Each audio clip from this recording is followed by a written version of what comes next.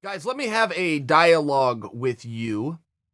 A monologue, but just an open forum because I do want to hear your comments and your feedback. I do not want to share an opinion yet because I think this is a situation where we may need more time and more debate before any of us can fully form an opinion.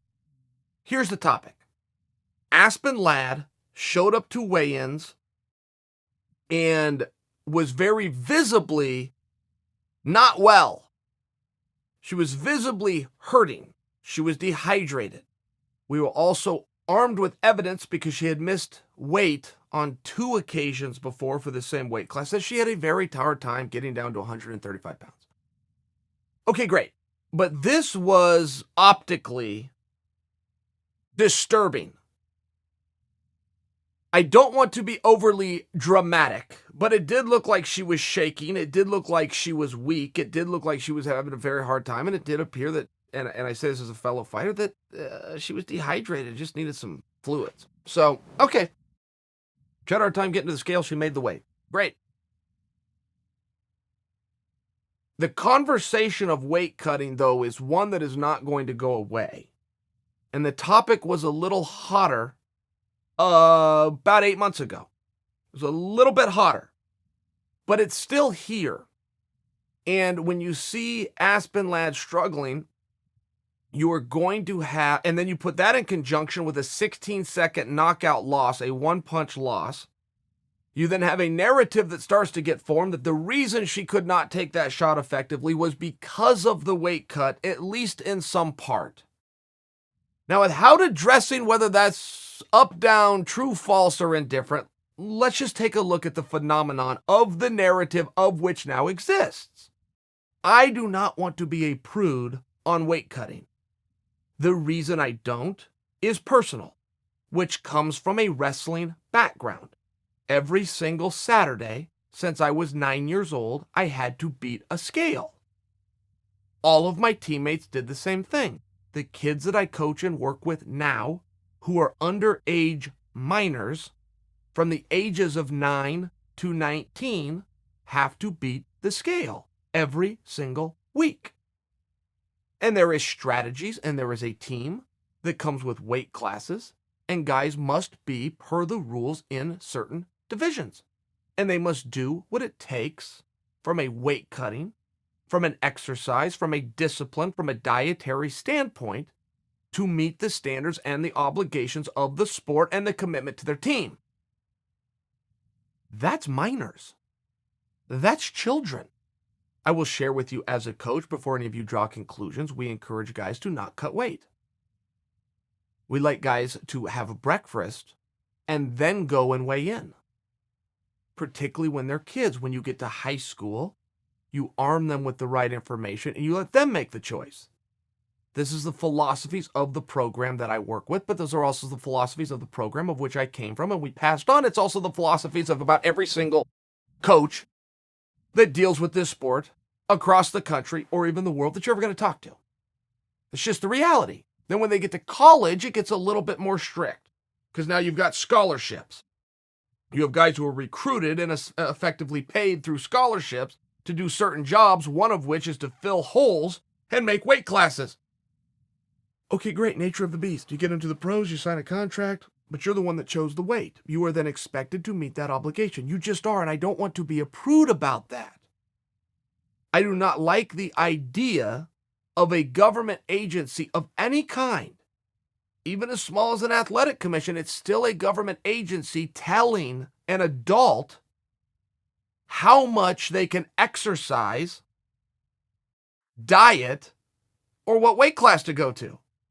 I think that there's some big civil liberties discussions and problems with doing that. I really do. The other side of it is the history of the sport, and the reason they're there in the first place is to secure the safety of the fighters. And if they want to take a look at it and say, look, this is not optically pleasing, we don't need to bring in a whole bunch of doctors. We can use common sense and say when we have an athlete being carried to and from a scale and we're sanctioning the weigh-in, this isn't great. And they would be very fair to say and to do that. I acknowledge that. So what exactly do you do? And then you are also confronted on the other side of this current discussion that's going on that Aspen Ladd could not absorb the shot largely because she had cut the weight. I don't know about that. I have heard and read things from experts. And they will say that when you dehydrate, as you start to get to the more severe dehydration levels, your body will begin to pull water off of organs, including the brain. I have read pieces that then say as you rehydrate, the last place to be rehydrated is the brain. And therefore, that small barrier of water that you have behind your skull and the brain that could possibly help to absorb a shot in a combat sport isn't there, and therefore you can't take as big as shots. I don't know if that's true or not, but I read it by people that I trust, and I am willing to accept it. I will just tell you there's another side to the coin. I could use Hall of Famer and former world champion Rich Franklin as an example, who was criticized for being a middleweight that would get into the ring at 202 pounds, while his opponents would get into the ring at about 192 pounds. Rich Franklin was very ahead of the curve on how to maximize water loss and then replenishment. He used it as a strategy. He would get a hold of guys and wear them down, make them feel his weight. He used it as a tool.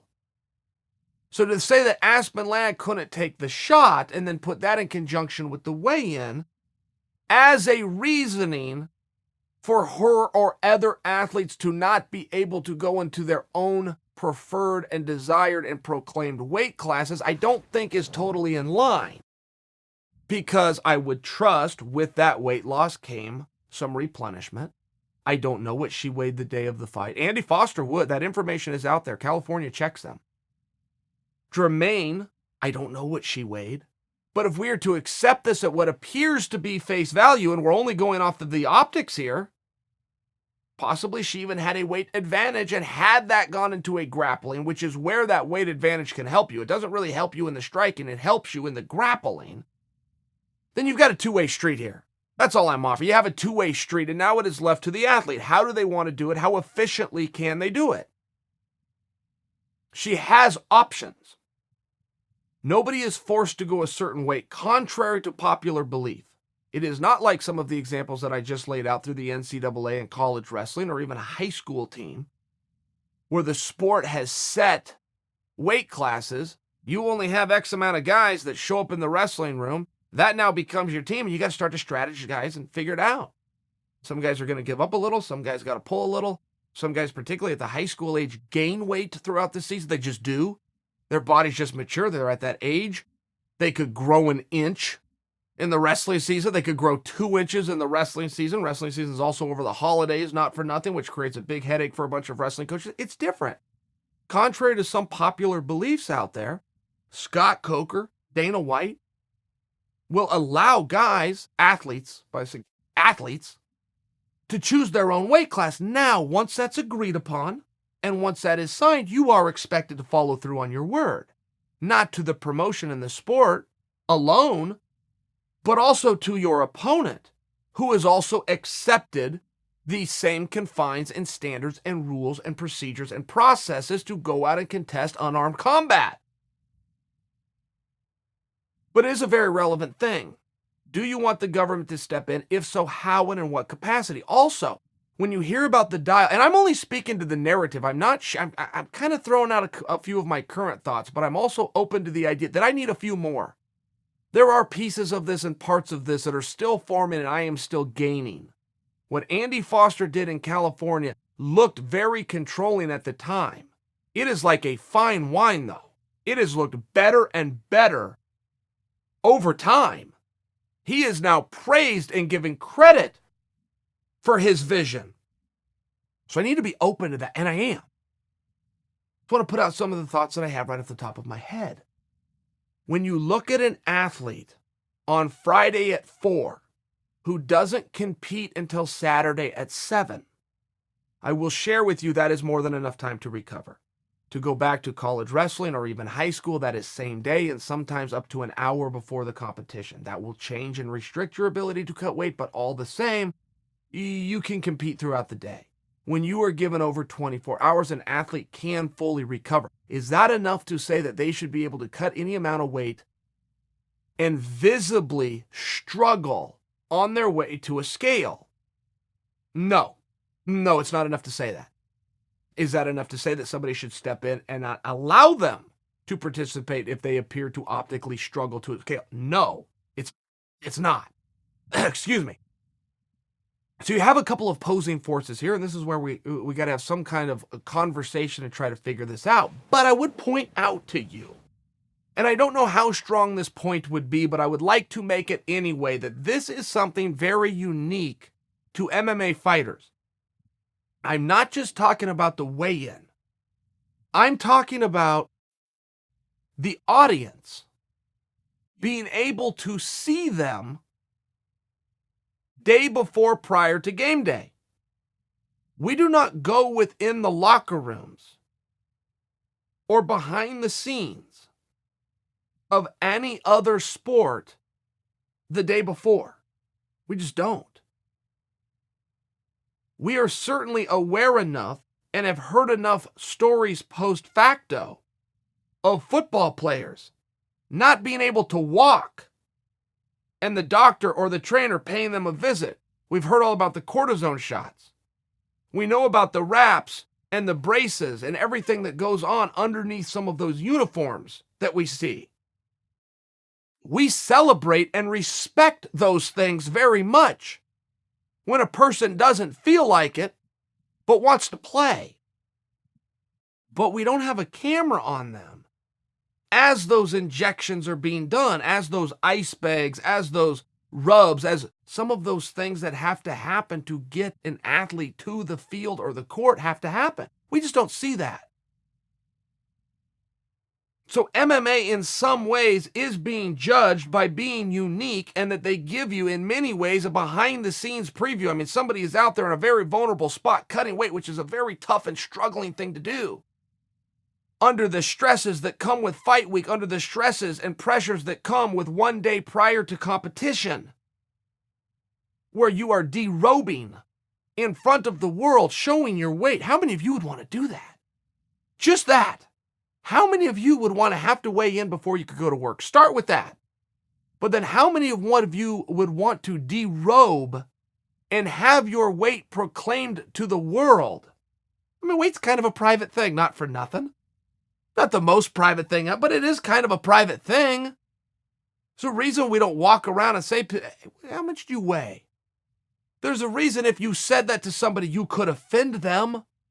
There's a reason people don't come and say it to you. It's kind of a private thing. So you're letting the world in a very unique fashion to something that is very much a behind the scenes, where somebody's derobing and now proclaiming their weight to the entire world, to then go back and judge them for that. I just think in many ways would be unfair and not in line with the way that other sports are treated. The respect that is paid to other sports, that you get to handle your business privately. The game is tomorrow at 4. We will fire up the lights, we will open the doors, we will fill the arena with fans, and you will take care of business for those 4 quarters, or those 2 halves, or that 1 hour, or what, those 3 rounds, those 12 rounds, those 5, whatever the sport calls for. It seems to me that we're getting a bit of an inside glimpse. And we're then using that to pass judgment and turn the gun back on the sport. And I think that on some level, well, that would not be my predominant argument one way or the other. On some level, that does need to be considered, and it's unique. And ultimately, you do have an able and willing adult that in some cases can master weight cutting like Rich Franklin did. Rich at that time was cutting more weight than anybody, at least that made headlines. Joe Rogan, when doing Rich's fight, would always comment on it. It was very significant at that time frame. Rich never struggled to get to the scale once. Not once. Never looked great. He had it mastered. How much weight is Aspen Ladd pulling? Is she doing it? Is there a better way to do it? I'll ask it that way. Is there a better way to do it? She may not even be pulling the most weight on the card. Let's say she pulled 8 pounds. And by pull, I'm talking purely about the dehydration, the weight cut, not the weight loss. I'm talking about the weight cut, which means the water weight. Let's say she lost 8 pounds. I'm just throwing out a number. Let's say there was somebody else on the card that did 14. But they just did it better. They just had a better way. They knew about the water loads beforehand. They knew about the sodium loads. They knew about the water pull. They knew about the sodium pull. They knew about the bass versus the treadmills versus the saunas. They just had better ways. Maybe it's not a matter of looking at Aspen and saying, oh my gosh, we need to disqualify you from the weight class. Maybe it's a way of saying, hey, let's monitor your weight. Let's start 30 days out and let's see about this. Oh, and by the way, you're not that far from 145. And if you're worried about being small there, I have an opposite program to a weight cutting program. I have a weight gaining program. I think I could put 4 pounds on you in the next 45 days. What do you think about going to 145? I'm just saying there's some dialogue and there's some conversation here. And your eyes in some ways do play tricks on you. I don't proclaim for you that Aspen Ladd was faking at all or was putting on a show at all, but I will share with you many guys have. And not necessarily on the weight cutting issue. I have seen guys limp during fight week. I have seen guys limp on stage because they thought it gave them an upper hand to let their opponent know, hey, I'm a little bit wounded here. I thought it was a silly play. I don't think that it worked. I wouldn't care if a guy did it to me. I wouldn't want to do it to somebody else. But I've seen guys do that. And commissions have pulled them inside and say, hey, I noticed you're favoring that leg. What the hell's going on here? You didn't disclose that to us. The guys, oh, no. Here, let me do some jump squats and show. I'm putting on a little show. I'm trying to play a head game. The commission, okay, I get it. That's weird, but you're within your rights. I'm not going to pull you from a fight because of something that I saw on TV. I can tell you there was an executive director one time, possibly the worst executive director in the history of the sport. He's been removed from the sport. This guy was toxic to the highest of levels, and I'm not going to take the time to use his name because I'm not looking for a bury me session, but this guy was an egomaniac out of his mind and was looking to ban Michael Bisping within the States. Michael Bisping had just had I was in the room when this happened. By the way, that's why I offer. I was in the room when this was said. I'm looking at him going, are you out of your mind? You're an attorney before you had this job. Do you have no level of biasness or understanding of where your controls are, you arrogant prick? He was going to ban Michael Bisping from his jurisdiction because Bisping had just had a fight overseas, not in a brother or sister commission, overseas, where he then spit on his opponent's corner man. I believe Michael Bisping did that. I've never heard Michael Bisping deny that. I saw Michael Bisping spit with my own eyes. Same as the commissioner, the executive director, who, by the way, was an attorney at one point in his life. At no point did I see where that spit landed, and neither did the executive director, which was stunning that he was about to take action against Bisping's license in his state because he watched a TV show. These are the same kinds of people who you will meet in this life and you just bang your head in a wall and go, oh my gosh, how are you in a position of authority? Did you call 911 to give them a tip to go arrest Al Pacino because you just watched Scarface and he was selling blow and chopping people up with machetes? You have to be more objective than that, and you cannot always know what your eyes tell you. Your eyes are going to tell you a lot of the time the truth. That's true. A lot of times your eyes are going to tell you what a worker wants them to see. I do not suggest for you that happened here with Aspen Ladd. Not my message at all. But I do think that they have to go hand in hand. If you were going to say optically this did not look bad and she did not well, and that is just common sense and my own judgment, and I'm going to take action against her because of what my eyes told me. I do not think that outweighs that a ready and able adult made a decision that they wanted to do And then you're going to have somebody come in and tell them that they can't because of what their eyes told them. Michael Bisping spit on a guy. That's poor sportsmanship. Okay, first off, let's debate that. Not a wonderful thing to spit on a guy. Possibly even warrant some sanctioning, quite frankly. But who in the hell are you to make the decision that he did that? Because I happened to watch that same program from the comforts of my living room like apparently you did. And at no point did you see where that spit landed. You judge, jury, and executioner judgmental prick who was fortunately fired, which is none of my point. I just get fired up when I think about it because you have to deal with this kind of stupidity all the time. Fortunately, you don't have to do it here.